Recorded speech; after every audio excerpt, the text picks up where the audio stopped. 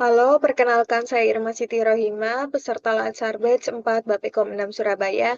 Di sini saya akan mempresentasikan tempat CPNS ditugaskan.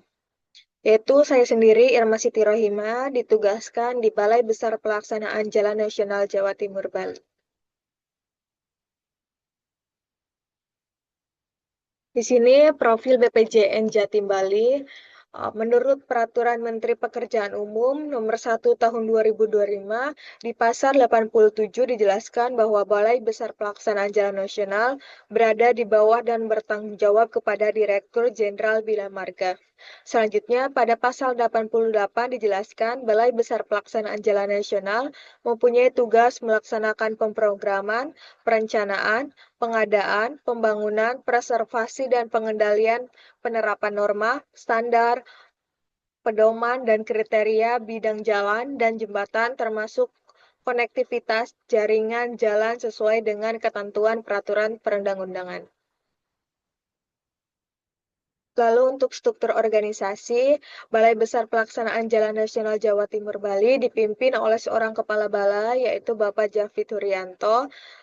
Selanjutnya, Balai Besar Pelaksanaan Jalan Nasional ini terdiri dari 10 satuan kerja atau satker dan 46 pejabat pembuat komitmen atau PPK. Lalu peran di unit kerja.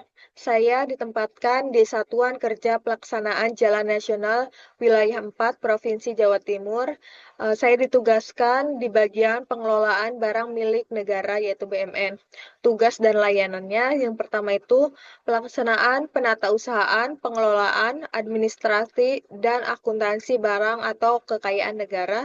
Yang kedua itu pelaksanaan administrasi perizinan bidang jalan dan jembatan.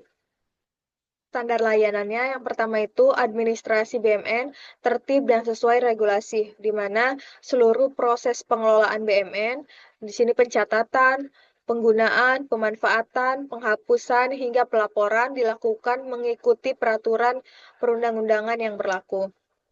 Yang kedua itu data aset akurat, lengkap, dan mutakhir, di mana data BMN ini harus tercatat sesuai dengan kondisi real di lapangan, tidak ada perbedaan antara catatan dan aset fisik. Yang ketiga itu, laporan BMN disusun secara tepat waktu, di mana laporan semesteran maupun laporan tahunan itu harus disusun sesuai jadwal yang ditetapkan. Yang keempat itu, perizinan pemanfaatkan BNN secara transparan, efisien, dan hukum yang jelas. Jadi, proses perizinan pemanfaatan BMN harus dilakukan dengan transparan sesuai dengan prosedur, jangka waktu yang jelas, dan memiliki dasar hukum yang sah. Selanjutnya, refleksi diri. Di sini, Smart ASN yang dijalankan. Sebagai pengelola BMN, saya berperan strategis menjaga pengelolaan aset negara yang optimal, akuntabel, dan transparan sesuai dengan karakteristik Smart ASN. Yang pertama itu ada integriti, di mana selalu bekerja sesuai aturan pengelolaan BMN, menjaga kejujuran dalam mencatat aset, serta menghindari praktik yang merugikan negara. Yang kedua itu profesionalisme, menyelesaikan layanan BMN, pencatatan, pelaporan, penghapusan, dan pemanfaatan sesuai dengan prosedur, target, dan kompetensi yang dipersyaratkan. Lalu literasi digital, di mana aktif menggunakan aplikasi Simak BMN dan sistem informasi keuangan lainnya untuk memastikan data akurat dan terintegrasi. Lalu hospitality, yaitu ramah dan santun dalam melayani unit kerja yang membutuhkan pendampingan atau konsultasi terkait pengelolaan BMN. Selain itu juga ramah dan santun kepada pihak luar yang ingin melakukan perizinan pemanfaatan jalan. Selanjutnya, nasionalisme yaitu mengelola aset negara dengan penuh tanggung jawab untuk mendukung pelayanan publik dan pembangunan sesuai dengan semangat Pancasila dan Undang-Undang Dasar 1945. Lalu, hal apa yang dapat ditingkatkan? Yang pertama itu,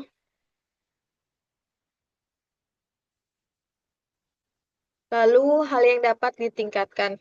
yaitu ketelitian dalam pencatatan aset agar lebih akurat, disiplin dalam menyusun laporan tepat waktu, serta pemanfaatan teknologi digital untuk mendukung tertib administratif, serta kemampuan berkoordinasi dan berkomunikasi dengan unit kerja agar layanan BUMN lebih cepat, transparan, dan memberi kepastian hukum.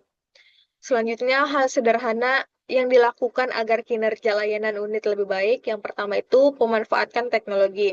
Di sini, sistem BMN sendiri menggunakan Simak BMN. Jadi kita harus melek teknologi dan bisa memanfaatkannya. Lalu ketelitian dan keakuratan data. Yang ketiga itu etika pelayanan publik. Sekian yang bisa saya sampaikan, kurang lebihnya mohon maaf. Wassalamualaikum warahmatullahi wabarakatuh.